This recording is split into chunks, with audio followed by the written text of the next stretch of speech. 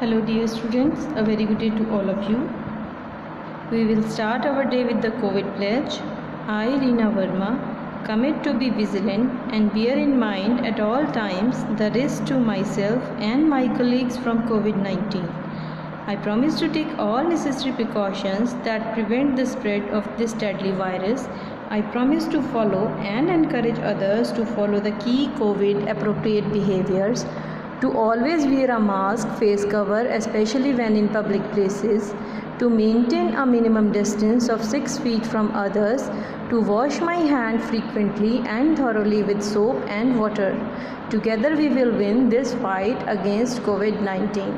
I hope all of you are staying home, safe from this chronic disease and following the key instruction like washing hand, keeping social distance and wearing face mask.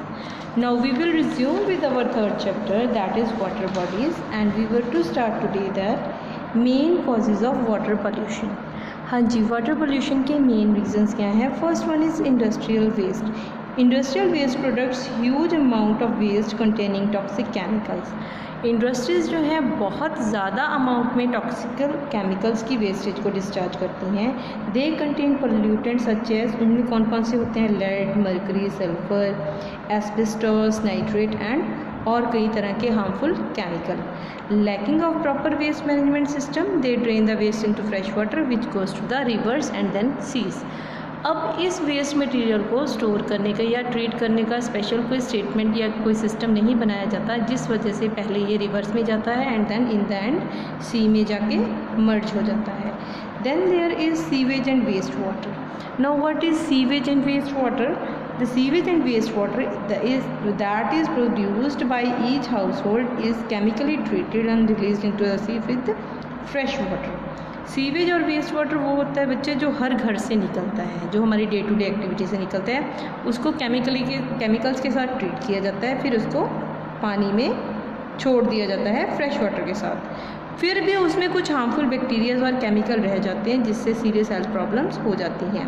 लोग जो disease के contact में आते हैं वो इसी river water या सी water की वजह से आते हैं. सच water went stagnant become the breeding ground for the creature that carries disease.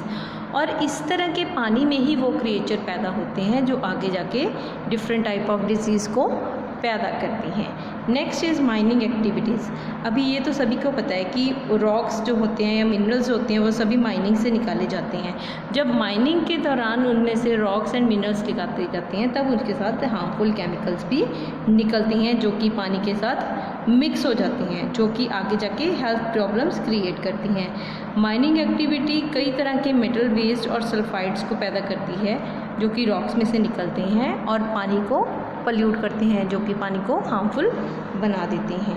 Next is marine dumping. Now what is marine dumping? The garbage produced by each house hold is from paper. जैसे हमारे घर से जो क्या क्या waste निकलता है, paper, aluminium, rubber, glass, plastic, food, वो सारा किस में डंप किया जाता है? सी में. ठीक है, कुछ कंट्रीज़ में डायरेक्टली सी में डंप कर दिया जाता है. और इन आइटम्स को 2 वीक से लेके 200 साल तक लगती हैं डिकम्पोज होने के लिए. और जब ऐसी चीज़ें सी में एंटर करती हैं वो पानी का पोल्यूशन पैदा नहीं करती, पर पानी में जो जीव रहते हैं उनके लिए वो खतरा पैदा कर देती है. अब एक्सीडेंटल ऑयल लीकेज बच्चे देखो, सी एंड ओशियंस जो हैं वो समुद्र में ट्रांसपोर्टेशन का सबसे इम्पोर्टेंट सोर्स होती हैं. ठीक है, तो कई बार क्या होता है जो टैंकर है जो ऑयल लेके जाते हैं या जो ऑयल निकालते हैं, एक्सकावेट करते हैं, उससे ऑयल लीक हो जाता है जो कि मरीन वाइल्ड लाइफ जैसे कि फ़िश हो गई, बर्ड हो गई या सी ऑटर्स हो गई या और बहुत सी चीज़ें होगी जिनके लिए हार्मफुल बन जाता है. नेक्स्ट इज़ बच्चे burning of fossil fuel. Fossil fuel आप सभी को पता है कि मिलियंस ऑफ ईयर के एनिमल एंड प्लांट्स के डिकम्पोजिशन होने से बना होता है. ठीक है, उसमें काफ़ी मात्रा में जब उसको बर्न करते हैं तो उसमें काफ़ी मात्रा में राख होती है, ऐश होती है, जो कि टॉक्सिकल केमिकल्स की होती है. और जब वाटर के साथ मिक्स हो जाती है तो उससे क्या बनता है? फिर एसिड रेन हो जाती है जब वाटर वेपर हो जाते हैं. इसके अलावा कार्बन डाइऑक्साइड है जो फॉसिल फ्यूल को बर्न करने से रिलीज़ होती है, वो क्या बढ़ाती है बच्चे?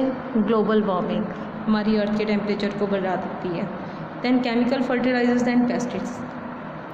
Chemical fertilizer and pesticide used to boost and protect crop mixes with water producing harmful toxin. हम अपने खेतों में खाद डालते हैं, ठीक है, या इंसेक्टिसाइड पेस्टिसाइड डालते हैं, दे ऑल आर केमिकल्स बच्चे. जब वो केमिकल्स पानी के साथ वॉश होके या ड्रेन के साथ वॉश होते हैं तो इन द एंड वो कहाँ पे जाके ड्रेन होते हैं? In the rivers and sea, जो कि सीरियस हेल्थ प्रॉब्लम को क्रिएट करता है. Next is with the leaking sewer lines, underground gas and oil pipes.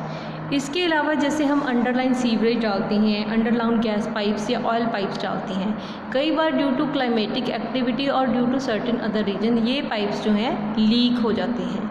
जब ये पाइप्स लीक हो जाते हैं तो इनमें से गैस एंड ऑयल जो है वो सीप होना शुरू हो जाता है, जो कि हमारी अर्थ के नीचे जो अंडरग्राउंड वाटर है धीरे धीरे उसमें जाके मिक्स होना शुरू हो जाता है. और जैसे भी अगर उसको टाइम से मेंटेन नहीं करते या टाइम से उसकी केयर नहीं की जाती तो धीरे धीरे सीप होके ये अंडरग्राउंड वाटर का जो सोर्स है उसको कंटामिनेट करना शुरू कर देती है, जिससे वो हार्मफुल फॉर द बॉडी हो जाता है.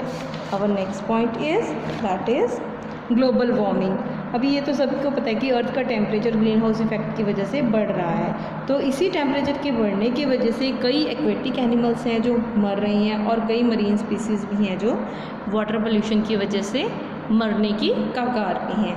देन रेडियो एक्टिव वेस्ट, ये बच्चे सबसे हार्मफुल वेस्ट है. Element that is use in production of nuclear energy वो हाईली रेडियो एक्टिव होते हैं. जो हम न्यूक्लियर एनर्जी को प्रोड्यूस करने के लिए एलिमेंट यूज़ करते हैं वो जो डिस्चार्ज करता है दैट इज़ रेडियो एक्टिव. और उसको डिस्पोज ऑफ करने के लिए या न्यूक्लियर एक्सीडेंट को प्रिवेंट करने के लिए हमें हाई अमाउंट ऑफ वाटर की ज़रूरत होती है. Nuclear waste have serious environment hazard if not dispose properly. अगर हम न्यूक्लियर वेस्ट को प्रॉपरली डिस्पोज नहीं करते, ठीक है, तो उससे क्या है, सीरियस जो है हेल्थ प्रॉब्लम्स क्रिएट हो जाती हैं. जैसे कई एक्सीडेंट हुए हैं रशिया और जापान में जिससे बहुत ज़्यादा डैमेज हुआ है. Then seepage from landfills. Landfills are huge pile of garbage that produce awful smell and can see across the city. When it rains, contaminating from landfills may seep into underground water. हाँ जी, landfills क्या होते हैं बच्चे? जो हमारे घर से daily का कूड़ा करकट उठाया जाता है उसको एक जगह पे डंप किया जाता है. हमने अब अक्सर देखा होगा कि शहरों के बाहर बहुत बड़े बड़े कूड़े के ढेर लगे होते हैं. वहाँ पे क्या आता है बच्चे? बहुत स्टिंकी स्मेल आती है, बहुत गंदी स्मेल आती है. और जब रेनिंग होती है तो क्या होता है कि पानी धीरे धीरे ड्रेन होके अर्थ से सीप होके नीचे अंडरग्राउंड वाटर में जाता है और उसको कंटेमिनेट करता है. Then there is animal waste. अभी व्हाट इज़ एनिमल वेस्ट ये आप सभी को पता है. जितने भी एनिमल्स हैं हमारे या जो भी हैं एनिमल एक्स्ट्रा हैं जो वॉश अवे होकर रिवर्स में जाता है उसको कंटेमिनेट करता है और उससे बहुत ही ज़्यादा ड्रास्टिक डिजीज़ होती हैं जैसे cholera, diarrhoea, jaundice, dysenteries and typhoid. उसके बाद volcanic eruption and flood. Volcanic eruption and flood with are the natural activity. अब वोल्केनिक इरप्शन क्या है? कई जो वोल्केनोज हैं they are under the sea और कई हैं अबव द सी.